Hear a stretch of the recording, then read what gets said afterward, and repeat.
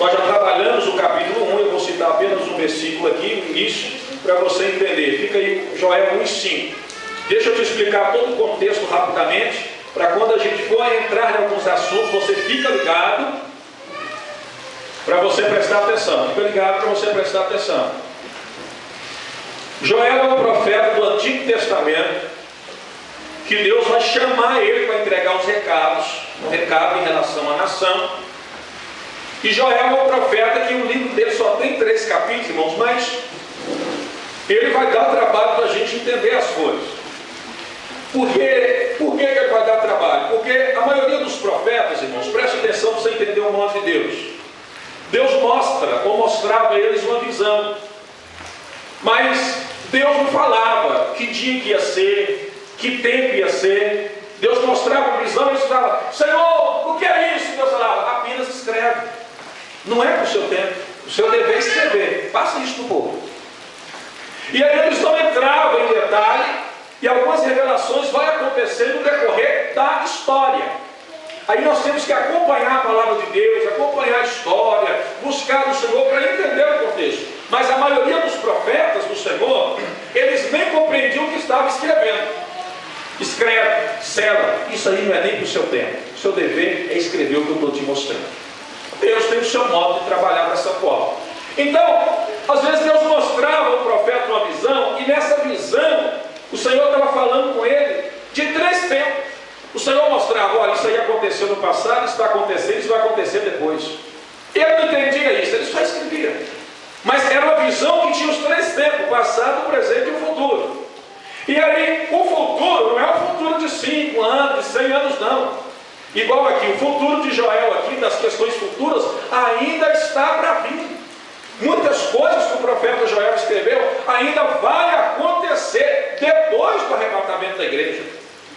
Olha o futuro, e Joel não conseguia imaginar esse futuro no ano de 2000 após Cristo, irmãos. Pois ele está vivendo há centenas de anos antes de Jesus. Então é necessário a gente prestar bem atenção. Agora eu quero que você fique ligado nisso aí, para você ir alimentando das coisas que o Senhor tem. Então Deus levanta o profeta Joel e começa a falar com o profeta assim, ó: fala com o povo para eles despertar, porque eles estão ignorando o que está acontecendo. É por isso que o profeta Joel começa a falar dos gafanhotos, e no versículo 5 ele grita, versículo 5, o que está escrito aí? A primeira palavra? Despertar. E tem alguém com uma palavra diferente? Acorda, desperta. Então o profeta Joel começa a gritar: desperta, acorda, alguma coisa está acontecendo no mundo, no meio do povo, no meio da igreja, no meio da congregação, e vocês não estão percebendo o que está acontecendo. Aí o profeta Joel começa a gritar no meio da nação: acorda, e ele grita para todo mundo. Até os bêbados entram no meio dessa. Ele grita: vocês bêbados, vocês sacerdotes, vocês ministros, desperta para o que está acontecendo. Porque é triste, irmão, aquele tipo de pessoa que parece que perdeu o senso, perdeu a razão, perdeu a consciência, está levando uma vida desgraçada, miserável, e vive cantando: eu não estou nem aí. Ele não desperta para onde está indo, para onde os seus desejos e para onde as suas vontades está caminhando a tua vida, e para onde vai passar a eternidade. E Deus sabe que o povo está sabendo que alguma coisa está acontecendo, o povo não desperta. Está todo dia levantando, trabalhando, fazendo o seu serviço, indo para os meus lugares, para as mesmas esquinas, para os meus pares. Aí Deus não aguenta e fala: profeta Joel, fala que esse povo para despertar, porque eu já mandei gafanhoto, cortou, migrou, devorou e destruiu. Eles não despertaram. Vai estar vindo coisa pior aí, eles não vão despertar. Fala para o meu povo para despertar pelas coisas que estão acontecendo. Hoje em dia, aplicando isso no dia de hoje, aí eu já termino o capítulo 1, para a gente pular para o capítulo 2, para a gente ganhar tempo. Eu estou tentando colocar no programa nosso na TV algumas coisas que a maioria dos cristãos não tem conhecimento sobre leis, sobre política, sobre o que está acontecendo no mundo, sobre as pestes, a violência, a morte, a destruição, sobre as leis do próprio parlamento, dos nossos próprios políticos, que eles criam para destruir a família. Irmãos, está uma luta tremenda, e eu creio que isso vai acontecer, irmãos, porque tem que aumentar a iniquidade, é palavra de Deus. Eles estão querendo ensinar agora na escola, irmãos, para um menino de 6 anos, de 7 anos, que homem não é homem, menino não é menino. Está querendo ensinar, irmão, está uma luta tremenda. E só para você entender o tanto, a gravidade disso, eles estão querendo ensinar na escola que o homem não nasce homem, nem que a menina nasce menina, que vai se descobrindo no decorrer do tempo. Aí, quem assistiu esse vídeo que eu pus lá na TV lá? Você vê, poucas pessoas assistiram. E eles já fizeram, irmãos, milhares de exemplares, mostrando, ainda perguntando, desenhando o bonequinho de uma criança lá, e vem a pergunta, ó, pode um menino gostar de um menino? Pode uma menina gostar de uma menina? Você sabe para quem? Para ser distribuído nas escolas, irmão, para criança de 7 e 8 anos. Agora, uns 20 anos atrás, quando essa lei, os defensores dessa organização satânica levantou no parlamento para tentar colocar isso no ar, no mundo, quase todo mundo levantou contra. Não pode, isso vai ser contra a família, isso vai desestruturar a cabeça do menino.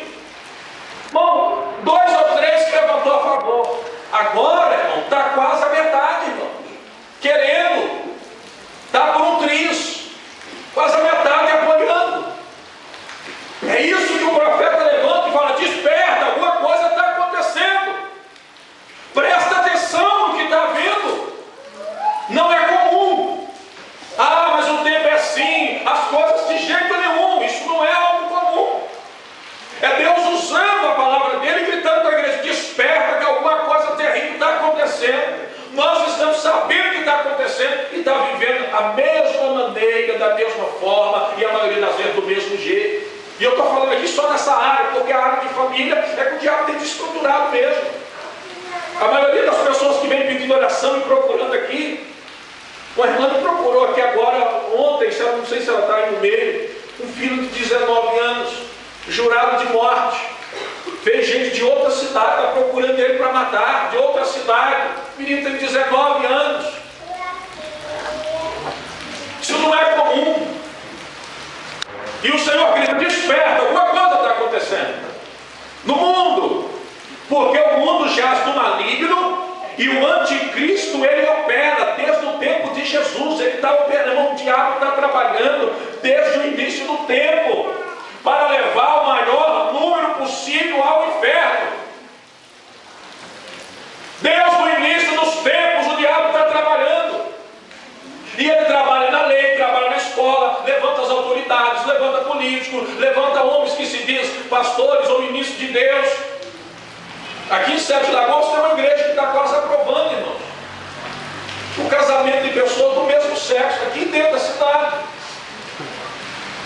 E o Senhor grita: desperta, que alguma coisa está acontecendo. Olha os sinais, olha o tempo. Quando junta as nuvens e se escurece no céu, Jesus não ensinava isso. Vocês não dizem: ó, vai chover. Então, se você sabe olhar o sinal do tempo, olha o sinal das coisas espirituais também. Tudo que se levanta contra a justiça, contra a pureza, contra a união, contra a comunhão, e isso se levanta de uma maneira muito grande, é uma ação do maligno. Posso ouvir um amém? Amém. É a palavra de Deus. Eu não posso continuar nesse desperta, não. Mas a Bíblia fala para despertar, versículo 5. E onde que tem que começar o despertamento? Versículo 13. Na vida de quem? Cita aí. Sacerdote, quem mais? Ministros. Ou seja, o despertamento tem que começar pela liderança. Presta atenção nisso aqui. O despertamento tem que começar pela liderança. Não é à toa que o Senhor está nos incomodando, mas a hora da oferta vai chegar. Não é à toa que o Senhor está nos incomodando, irmãos, para a oração, para o jejum, para a palavra. As irmãs vão estar fazendo aí 3 dias de jejum em nome do Senhor. A gente está com um propósito aí de oração, reunião de obreiro. Agora nós vamos estar chamando algumas pessoas selecionadas para todo o primeiro domingo do mês, 10h30 da manhã, que aí eu quero ver os obreiros não participar do estudo bíblico, para ler a Bíblia. 10h30 da todo primeiro domingo, 10h30 da manhã. E no dia que não tiver assunto, vai ser pelo menos 1 hora, os obreiros de mão dada, orando, clamando em favor, porque é tempo de despertar. Algo está acontecendo. Então o despertamento tem que começar pela liderança. Santificar em jejum, sacerdote e ministros do Senhor. Você sabe por quê, irmãos? Porque o pecado, Deus tem um tempo para a iniquidade. O Senhor dá um tempo para a iniquidade. Você vê o pessoal matando, roubando, destruindo, batendo na cara dos pais.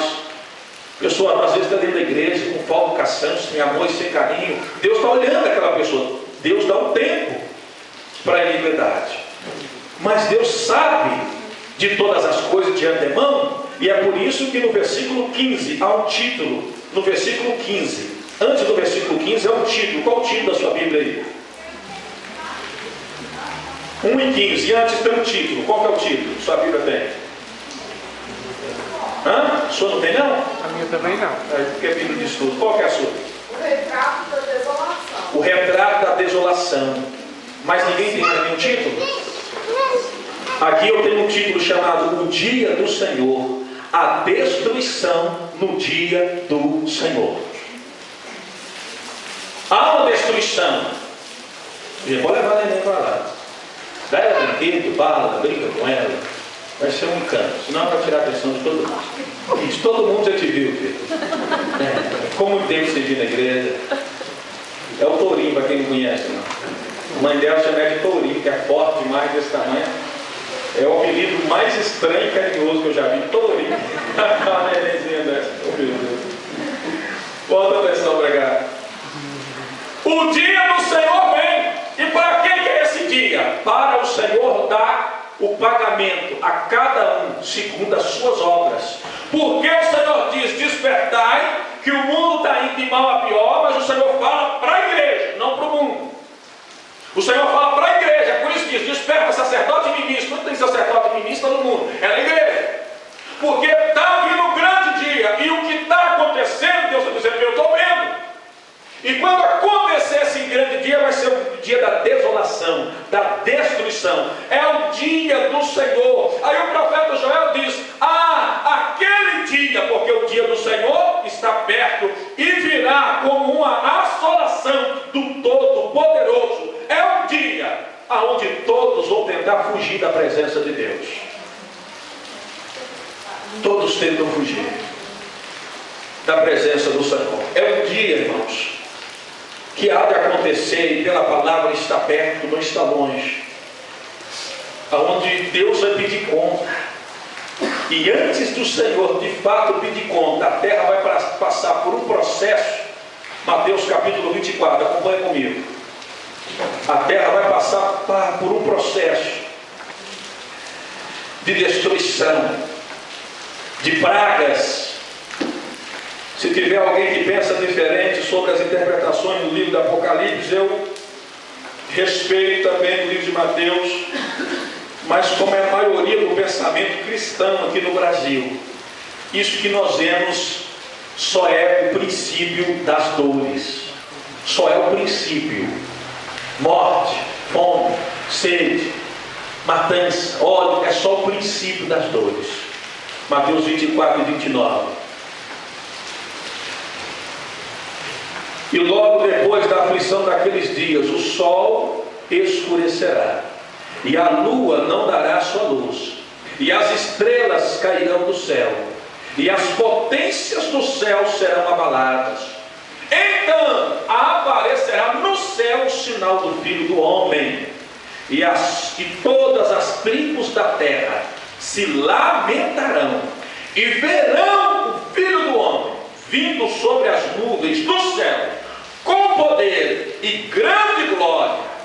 E ele enviará os seus anjos com rijo clamor de trombeta, os quais ajuntarão os seus escolhidos desde os 4 ventos, de uma extremidade até a outra.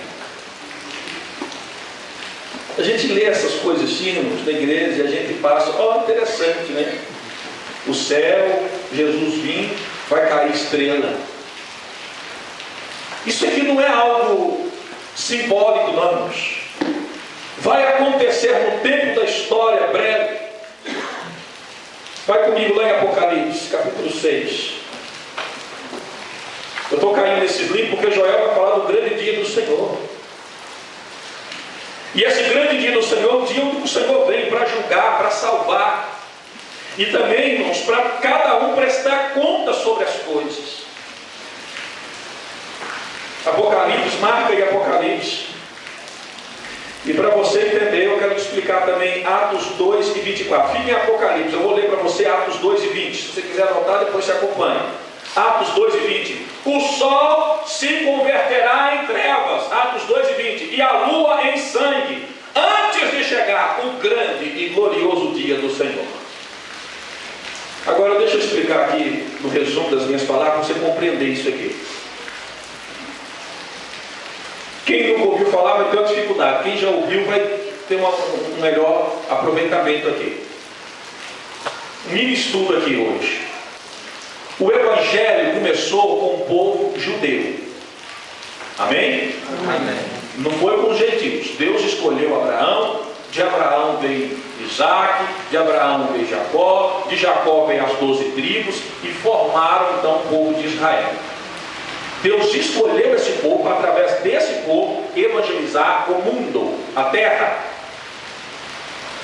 Fato. Esse povo Deus trabalhou, irmãos. Esse povo foi escravo no Egito. Ele saiu do Egito com Moisés. Entrou 75 pessoas no Egito. Saiu pelo menos 1.600.000 pessoas com Moisés. Trafegou ali por 40 anos no deserto. Foi para a terra prometida. Brigou, expulsou gente, deixou gente lá. Desobedeceu a Deus. Esse povo viu milagre que nenhum outro povo na história viu. Porque Deus estava com eles, lutando. Nasceu rei, morreu rei, veio sacerdote, veio ministro, veio homem que conversava com Deus. Eles profetizaram, Deus levantava homem dizendo: olha, vai vir um aí que vai restaurar essa nação. Esse homem vai ser uma bênção para todos. Aí até que nasce Jesus. Presta atenção. Jesus nasceu. Depois de vários anos de história do povo de Deus, Jesus nasceu. Ironicamente, por coisa de Deus e não de destino, Jesus nasceu para o povo que esperava ele. Jesus nasceu no meio de um povo o qual Jesus tinha sangue judeu como homem.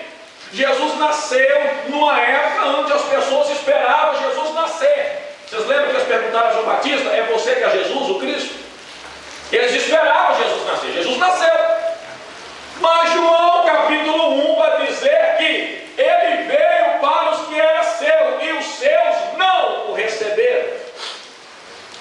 Eles falavam de Jesus.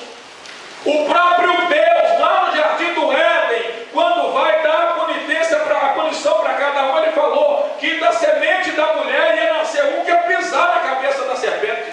O próprio Deus começou a falar de Cristo. Abraão falou de Cristo, Moisés falou de Cristo, Josué falou de Cristo, Isaías profetizou que ele ia nascer de uma virgem, Isaías falou como que ele ia morrer, meu Deus, Jeremias falou dele, Ezequiel falou dele, Jonas falou dele, que quando Jonas ficou 3 dias na boca dentro da baleia, Jonas estava profetizando que Jesus ia ficar 3 dias dentro da terra.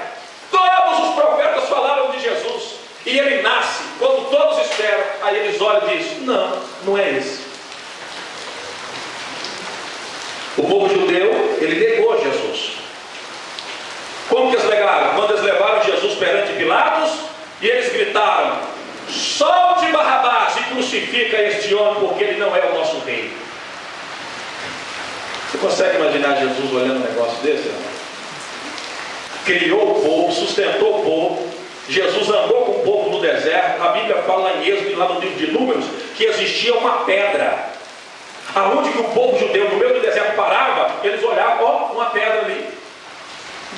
Eles estavam com sede. Deus falava com Moisés: fala com a rocha da água. E Moisés falava: rocha, dê-lhe água para o povo beber. E saía água da rocha, irmão. Coisa de Deus. E a Bíblia fala que a pedra é Cristo. Jesus acompanhou o povo como a pedra, como a rocha, por 40 anos, irmãos. Mas quando ele veio como homem, carne e osso, padecendo as mesmas necessidades, o povo gritou: não é ele. É lógico que o remanescente acreditou, porque os 12 apóstolos acreditaram. O Senhor sempre tem um grupo fiel, que Deus mantém a palavra. O Senhor sempre mantém um grupo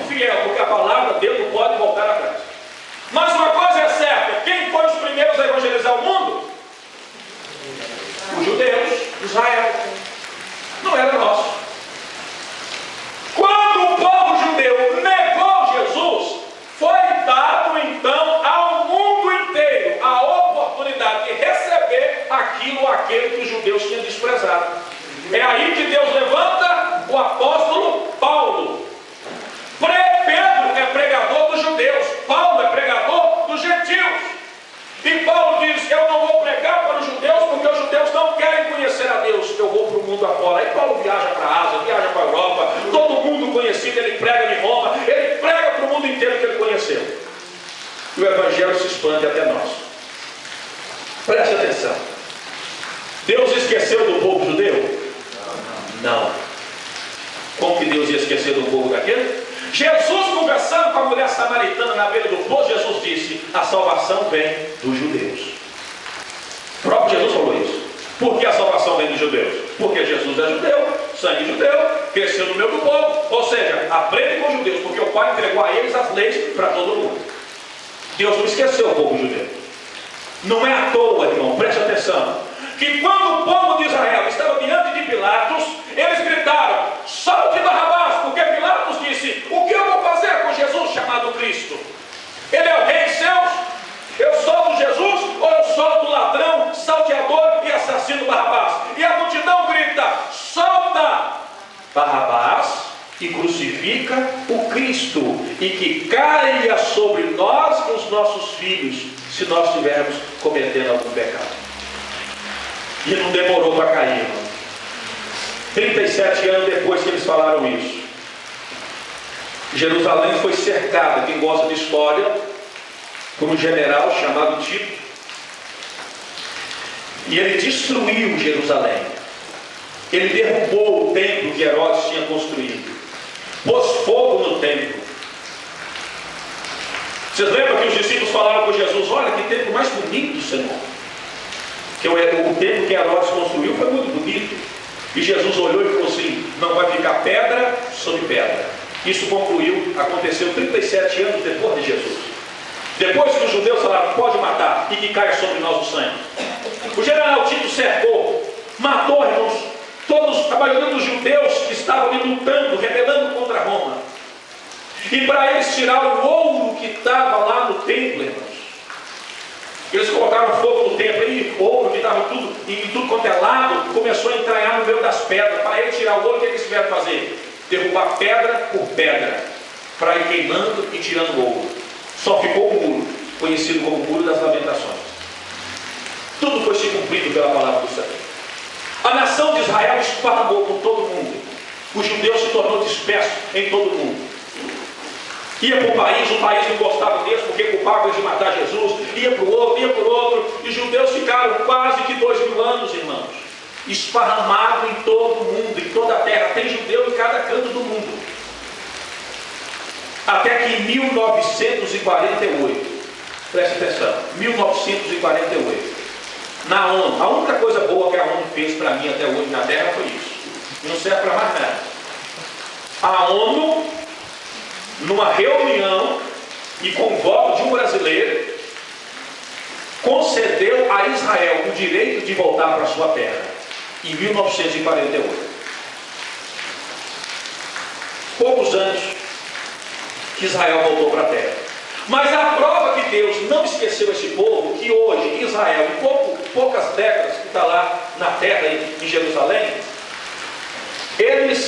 quando eles chegaram para a terra, irmãos, e voltaram lá para Jerusalém, de início se levantou 11 nações para lutar contra eles. A Líbia, a Jordânia, o Egito, Cisjordânia, tudo se levantou contra Israel. 6 dias, 6 nações. Israel, um pouquinho de gente espremida, irmão. Eles estavam voltando para a pátria deles, mas as nações que estavam lá não quiseram que eles voltassem, porque eles iam perder espaço. Aí o que a ONU falou? O problema é seu, nós te damos direito de voltar. Agora, se vocês for valentes o suficiente para tomar posse, Israel, dentro de 6 dias, venceu 11 nações, um tiquinho de gente, lutou contra 11 nações que queriam expulsar eles. Irmãos, isso é inacreditável na história. Em 1948, foi 6 dias de guerra. Cada judeu que voltava para a pátria já voltava carregando uma arma, pronto para matar e para morrer, para defender a terra deles, porque foi lá que o Senhor entregou para eles. Eles lutaram 6 dias contra 11 nações. E por que eles venceram? É lógico, porque o Senhor Todo-Poderoso estava com eles. A Bíblia fala em Daniel que o arcanjo Miguel é o protetor de Israel.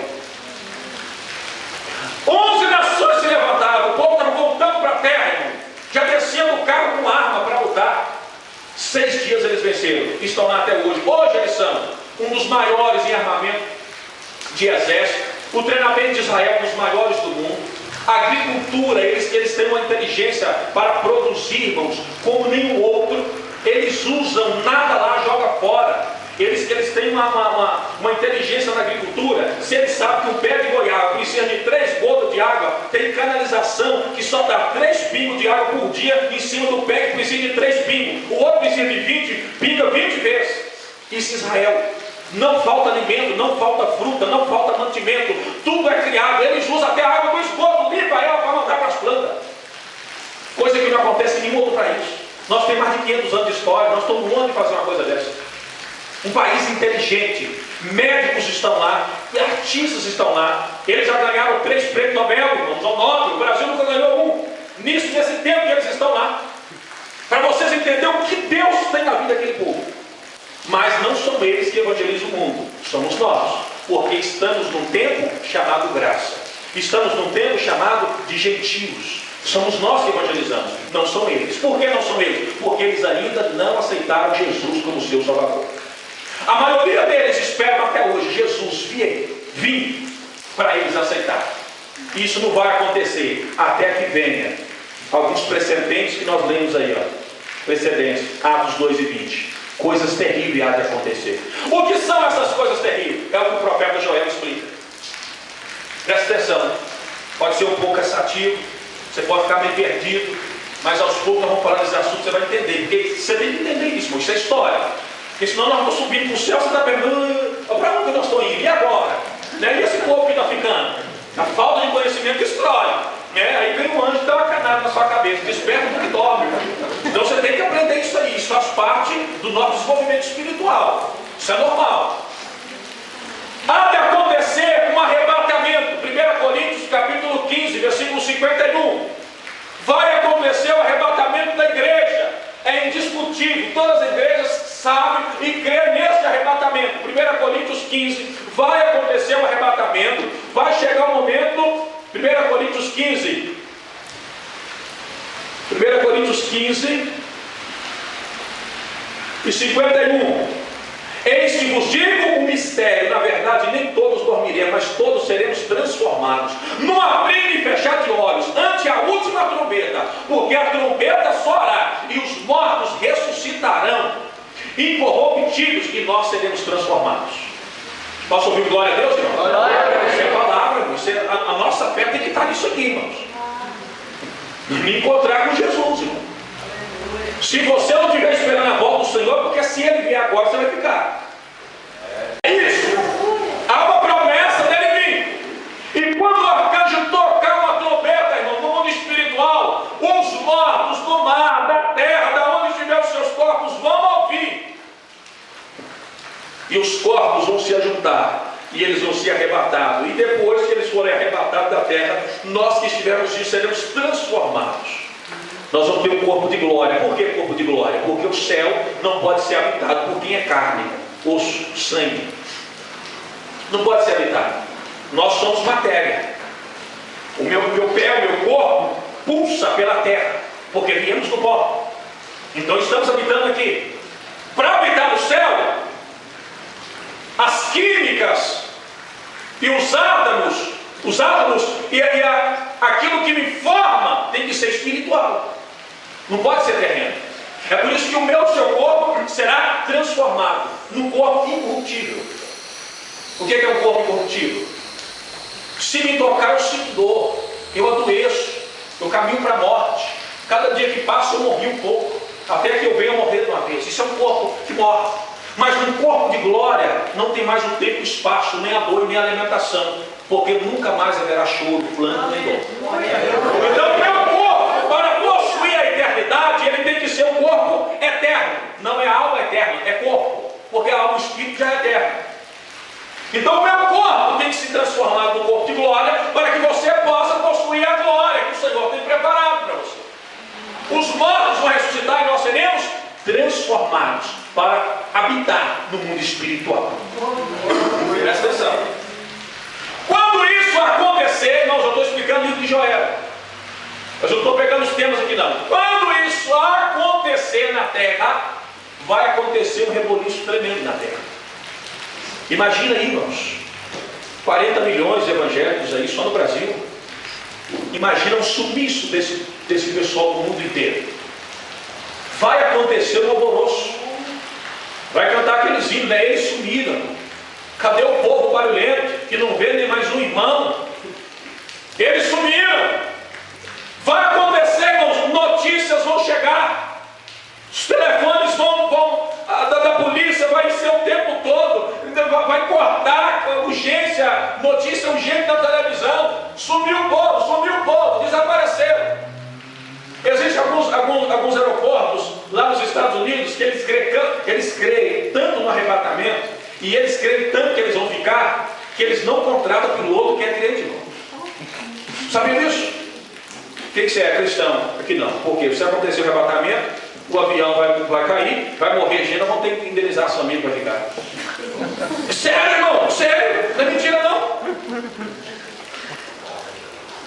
Até o ímpio sabe que a verdade é a palavra de Deus. Até o ímpio sabe que é verdade. Aí a igreja vive sem essa promessa. Eu não sou contra, irmãos, a teoria da prosperidade, não, porque a teoria da prosperidade é da Bíblia mesmo. Aquele que semeia pouco, pouco colhe. Aquele que semeia muito, muito colhe. Se você dá, o Senhor também vai te dar uma boa medida, recalcada, balanceada, de modo que dela vem maior abastança. Também é a promessa bíblica, eu creio nisso. Sabe por que a nossa contra a teoria da prosperidade? É porque ensina as pessoas da igreja a viver como se o céu fosse aqui. Não fala de eternidade, não fala da promessa da vida eterna, não fala do encontro com o Senhor, não fala da ressurreição dos mortos, não fala da transformação. Aí todo mundo da igreja é para pegar o óleo, para pegar o pão, para pegar a toalha, para pegar o suor do pastor, para pegar o que for, para ir crescer, para ser próspero, para ter empresa, para conseguir algumas coisas. E quando soar a última trombeta, fica com tudo que conquistou. Porque nunca foi ensinado e nunca despertou o coração para as promessas de habitar com Deus. Volta rapidinho o tempo aqui, vamos lá. Quando a igreja for arrebatada, vai acontecer um alvoroço. Presta atenção. Eu disse que quem foi chamado primeiro para evangelizar o mundo? Os judeus. Eles negaram a Cristo. Então quem evangeliza o mundo hoje? Os gentios, nós. Quem que é gentil? Aquele que não é judeu. Somos nós, o mundo inteiro. O Brasil manda missionário para todo canto do mundo, da África também, os Estados Unidos. Nós somos evangelizados aqui pelos missionários dos Estados Unidos, da Europa. Então nós somos os gentios que evangelizam o mundo. Mas quando o gentio subir, quem é que vai evangelizar? Volta a atenção para Israel. Porque Deus não esquece do seu povo. Deus falou que eles iam evangelizar e eles vão cumprir essa promessa. Só que eles não podem evangelizar agora, porque agora nós estamos. É aí da briga. Eles vão falar, a gente fala, eles falam, a gente fala, aí dá confusão. Crente já não é fácil, imagina tornação diferente. Ah não, mas os judeus falam, mas Moisés nasceu daqui, a gente fala, não quer nem saber, Paulo pregou para nós, aí a gente arruma confusão. Deus não permite. Depois que a igreja subir, a atenção volta para Israel. Por que a atenção volta para Israel? Oh meu Deus, eu precisava mais 2 horas para explicar um pouquinho tudo aqui. Eu estou tendo uma dificuldade, estou sofrendo um derrame aqui cerebral, aqui, juntando as coisas, não trazer confusão na minha mente para organizar. Por que a atenção vai voltar para Israel? Porque Israel, depois que a igreja subir, eles vão entender o que aconteceu. Porque da palavra eles conhecem. E também vai entrar aquilo que está escrito lá. Abre comigo, 1 Tessalonicenses. Hoje é noite de estudo bíblico, escatologia, você aprender da palavra do Senhor. Depois do dia de hoje você vai conversar com um crente. Qual igreja é? A igreja tal. Aí você fala com ele assim, você conhece alguma coisa sobre a volta de Jesus, o arrebatamento? Você já pode tirar a onda e ensinar. A palavra do Senhor tem que passar para frente. 1 Tessalonicenses. Glória a Deus. Jesus querido. 2 Tessalonicenses capítulo 2. Acompanhe comigo aqui. 2 Tessalonicenses capítulo 2. E versículo 6 vai dizer assim, ó. 2 Tessalonicenses capítulo 2 e 6. E agora vos sabeis que o detém, para que o seu próprio tempo seja manifestado. Está falando do anticristo. Tem alguma coisa que detém o anticristo, segura o anticristo. Não deixa o anticristo governar. Porque o mistério da injustiça opera. O anticristo já está operando. Porém, há um que o resiste, até que do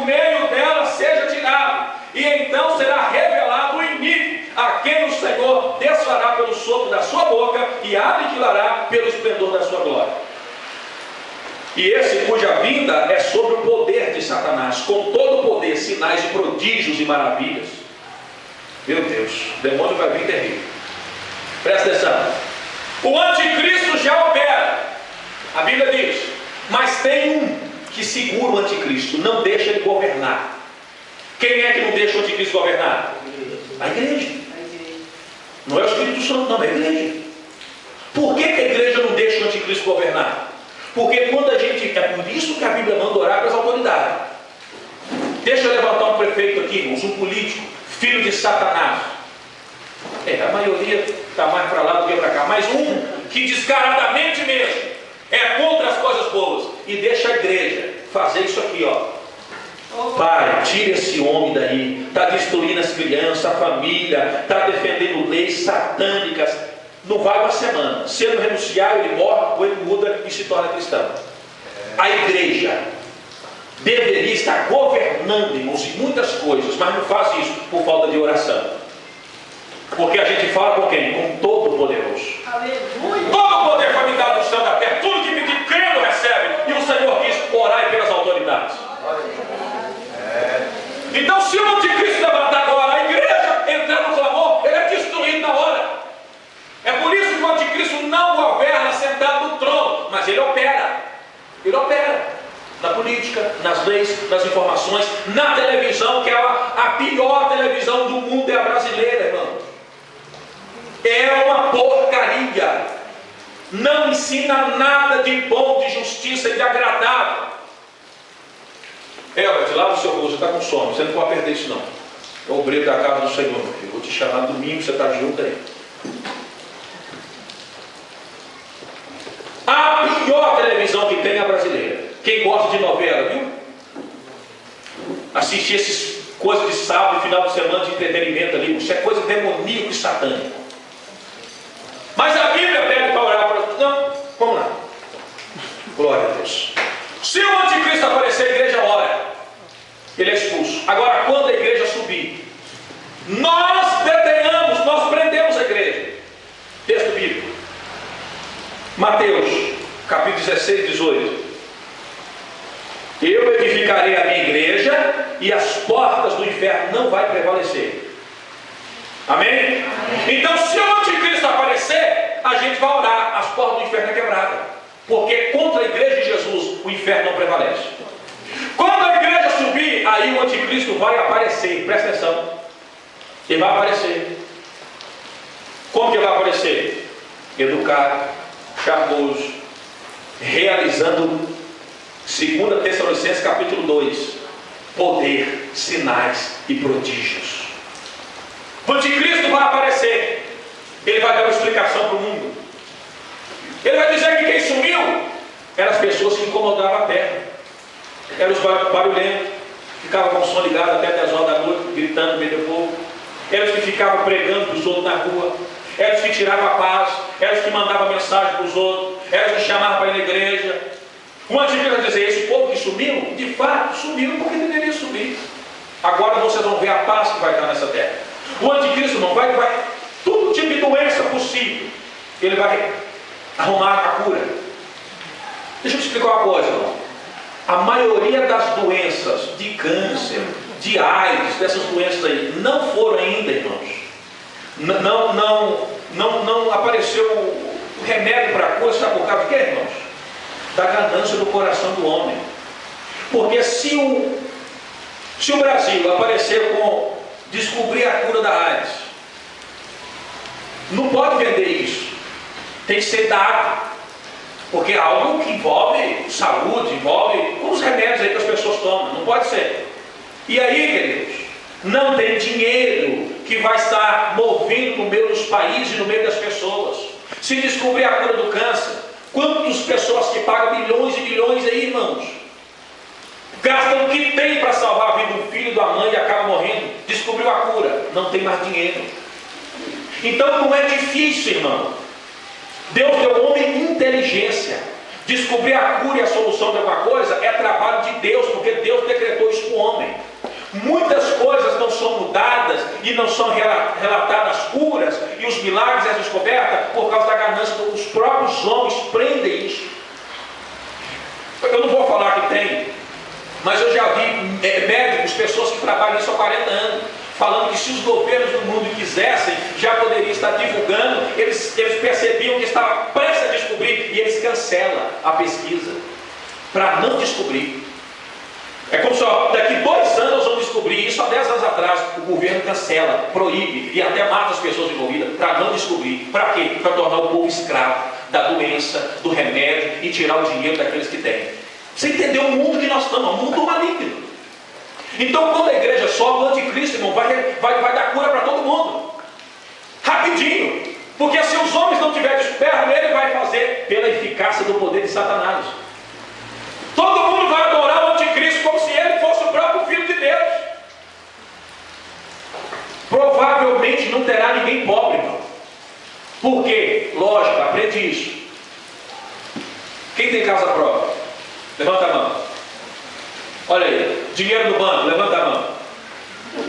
Não mente, não. Você está dentro da igreja e Jesus está aqui. Eu vou perguntar de novo. 50 reais, 100 reais é dinheiro no banco. Não mente, não. Quem tem dinheiro no banco? Isso, Fabrício. Irmã Maria tem dinheiro no banco. Olha a irmã Maria levantando a mão aí, igreja. Ô, glória. Ela está lá com garantia. Quando a igreja subir, vai ficar casa, apartamento, carro e o dinheiro no banco. O que o anticristo vai fazer? Todo mundo que ficou, não tem moradia, pega a casa, fulano de tal. Carro. Quem vai levar carro para o céu? Distribui o carro para os outros. O anticristo vai solucionar o problema da humanidade, irmão, em pouco tempo. Ele vai pegar o que ficou do povo. Não tem crente, tem dinheiro demais, igreja rica demais, e vai distribuir para o povo. As pessoas vão adorar o anticristo. A igreja não terá que mais. E voltar para a nação de Israel para me concluir isso aqui. Qual que é o maior sonho dos judeus hoje em dia? Construir um templo. Esse é o sonho de Israel. Eles já voltaram para a pátria dele, mas eles não têm templo. Eles congregam lá no muro, né? Ficando assim no muro. Eles ficam assim no muro. Eles não têm templo. Por que eles não construíram o muro? Falta de dinheiro? Não. Os judeus é as pessoas mais prósperas que tem nessa terra. Presta atenção nisso. Estou terminando, irmão. Presta atenção. Não existe um judeu pobre, irmão. Você entendeu o que é um povo que conhece a palavra de Deus? Se você vê um judeu na esquina, eu sou judeu, dá uma esmolinha, pode bater na cara dele que é um mentiroso. Não tem judeu pobre. Não existe judeu pobre, irmão. Não, isso mexe comigo, irmão. É uma nação. São os mais ricos que tem. Você sabe por quê? Dízimos e ofertas. Aonde tem uma empresa dos judeus, tem 100 empregados. O dízimo já é descontado do salário deles, irmão, da empresa, e é mandado lá para Israel. Toda a empresa dos judeus que você for trabalhar, o dízimo já vem descontado. Você aceita ou você sai fora. Já é descontado e eles aceitam de bom grado, porque eles entendem a palavra de Deus, e é mandado para Israel para construir as coisas, para edificar o trabalho social. E não tem gente pobre. Se um judeu abrir uma empresa aqui de instrumento, todos os outros judeus compram tudo na mão dele. Um outro judeu abre uma empresa de roupa, todos os judeus só compram roupa ali. Eles têm uma inteligência fora do comum e são todos prósperos. Eu fui na casa da irmã aqui em Prudente de Moraes, que nós vamos dirigir um culto no restaurante. Ela falou assim: pastor, você sabe o que vem aqui? Macumbeiro, vagabundo, traficante, crente, não vem para nenhum. Eles vão lá no restaurante da mulher ali, ó, que é macumbeira, mas eles não entram aqui. E eu falei para ela: eu sei disso. Infelizmente a igreja é assim, grande parte. É uma irmã começar com algum trabalho, o outro começa a colocar defeito para não ajudar naquele trabalho. Isso para qual? Se uma irmã começa a vender roupa, aí 2 ou 3 também vai correndo, faz logo o Chaves e o Kiko, né? Olha assim, ó. E sai correndo para comprar a mesma coisa. Os judeus não fazem isso não. Além de apoiar,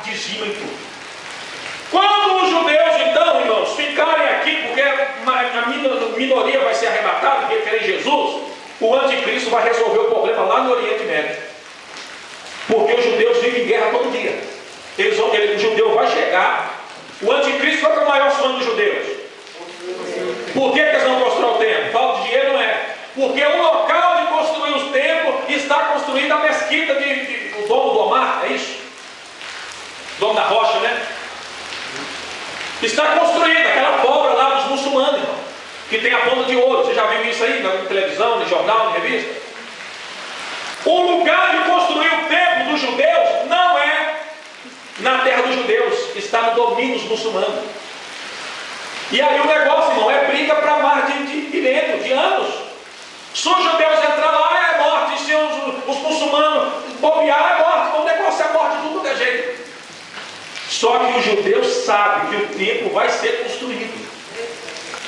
Já existe 400 homens em Israel, sacerdotes e ministros, preparados, porque eles sabem que o templo vai ser construído e eles vão trabalhar no templo, com oferta e com sacrifício. Já tem, não vai ter não. Eles têm tanta consciência na palavra de Deus, e eles sabem pelo profeta Zacarias, pelo profeta Sofonias, eles sabem pelo profeta Ezequiel, que o templo vai ser construído, que eles estão com 400 homens já preparados, com tudo preparado, para trabalhar no templo. Eles não sabem como, mas eles sabem que eles vão construir o templo lá. O anticristo, quando a igreja subir, vai resolver essa causa. Por que ele vai resolver? O anticristo, irmão, vai ser um governador quase que mundial. As nações vão se unir ao poder do anticristo. Várias nações vão se unir a ele, porque o homem vai realizar prodígios, sinais e maravilhas. Vai se unir a ele, vai achar que ele é Jesus. Ele vai chegar lá em Israel e ele vai autorizar a construção do templo. E eu não sei de que forma que ele vai fazer, mas os muçulmanos vão permitir a destruição do templo, e Israel vai construir o templo em menos de um ano. O templo vai ser construído, os sacerdotes vão para lá.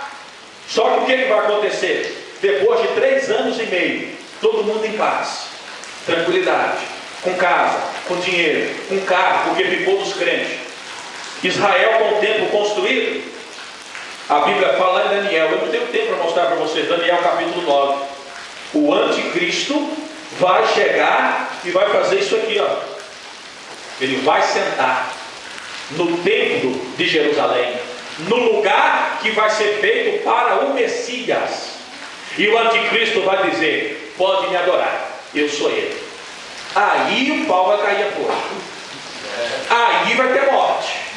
Porque os judeus não são bobos, conhecedores da palavra igual eles, não tem ninguém. E os judeus vão ver na palavra que esse anticristo não nasceu na linhagem de Judá, porque é do filho de Davi que veio o Messias. Eles vão perceber que o anticristo não vem da linhagem de Judá. Ele vai ter sangue judeu sim, o anticristo, mas não da linhagem de Davi. E o Messias, ó, filho de Davi, Jesus vem da descendência de Davi. Maria e José ambos são da linhagem. Quando os judeus perceberem que ele não vem da linhagem de Davi e contra a palavra de Deus, não pode, a palavra de Deus não tem falha, não pode ir contra a palavra de Deus, os judeus falam: ou você sai daí ou a gente mata. Aí a guerra está travada. Guerra do Armagedon. O anticristo vai sair, a voz do trono, mas com todas as nações em volta de Israel. Está próximo o grande dia do Senhor, quando isso acontecer. Todas as nações que o anticristo domina vai cercar Israel para uma grande destruição. A Bíblia fala que Israel vai lutar com tudo que pode e com tudo que tem. Israel sabe dessa guerra, irmão. Essa seleção não sabe contra quem. Israel já tem bomba nuclear. Menino de 17 anos em Israel, irmão, tem treinamento igual a tropa de elite aqui no Brasil. É um dos países que mais pega pesado na questão de treinamento militar. O menino já nasce lá com a arma na mão. São treinados para a guerra. Israel sabe que está próximo de acontecer uma grande guerra contra eles. Eles só não sabem como. Eles estão preparados para lutar, porque eles lutam há mais de 3.500 anos atrás, eles lutam. Eles vão estar preparados para lutar. Acho que eu vou deixar para falar isso domingo que vem, para concluir, amém? Então Então a gente termina essa história aqui de Israel. Deixa você ir digerindo isso aí espiritual que você pegou hoje. E a gente vai terminar no livro de Israel, nesse contexto da história. Porém eu não posso terminar com morte, com desgraça e com briga, né? Senão a pregação fica pesada. Vai estar acontecendo isso aqui na terra. E nós, aonde estaremos? Na glória, com o Senhor. Natan chamada bodas do Cordeiro. A igreja encontrou com o noivo, aí é só festa, não é? É 7 anos de noite de núpcias e de alegria com o noivo, irmão. É a igreja comemorando. É a igreja em contato com os nossos patriarcas aí que a gente fala nosso, né? Mas a gente nunca viu, mas pela fé, com os homens do passado. Enquanto aqui na terra está acontecendo essa história toda, a igreja está na glória. E a gente não quer nem saber quem morreu. O problema é de quem não aceitou. Quem subiu, subiu, e vai descer só depois de 7 anos com Jesus. Estaremos na glória, aonde na glória não tem nem tempo, porque a Bíblia fala que a própria glória do Senhor ilumina todas as coisas, e o tempo é todo o espaço e toda a glória dele. Não tem necessidade de ter. Ali é o momento de oração. Todo o espaço da glória é momento de oração, de adoração, de santidade, de envolvimento, de compreensão das coisas eternas. Israel vai estar no processo aqui porque eles negaram Jesus há muito tempo, mas você não, em nome de Jesus não. Estaremos com Ele. Já vai ter passado o tribunal de Cristo, onde cada um vai receber glória, recompensa, coroa da alegria, da justiça, coroa da santidade, coroa da vida. Nós vamos estar com Cristo, irmãos. Coisas maravilhosas. Aí vai acontecer isso aqui, ó, que depois eu vou explicar, só leio para a gente orar agora. Nós vamos estar no espaço, nada menos e nada mais do que isso aqui, ó, Apocalipse. Apocalipse 22. Ali nunca mais haverá maldição contra alguém, e nela estará o trono de Deus e do Cordeiro, e os seus servos o servirão, e verão seu rosto, veremos o rosto de Jesus, e na sua testa estará o seu nome, e ali não haverá mais noite, e nem necessidade de lâmpada, nem luz do sol, porque o Senhor Deus os alumia, e reinarão para todos sempre com o Senhor. Você coloca de pé em nome de Jesus. Glória a Deus. Essas coisas têm que ser explicadas na igreja, irmãos, porque isso aqui é o nosso futuro. Amém. Se você não conhece seu futuro, você não está indo para lugar nenhum. Isso aqui é coisa de Deus para você. Amém. Você que está nesta noite aqui, não vou nem fazer a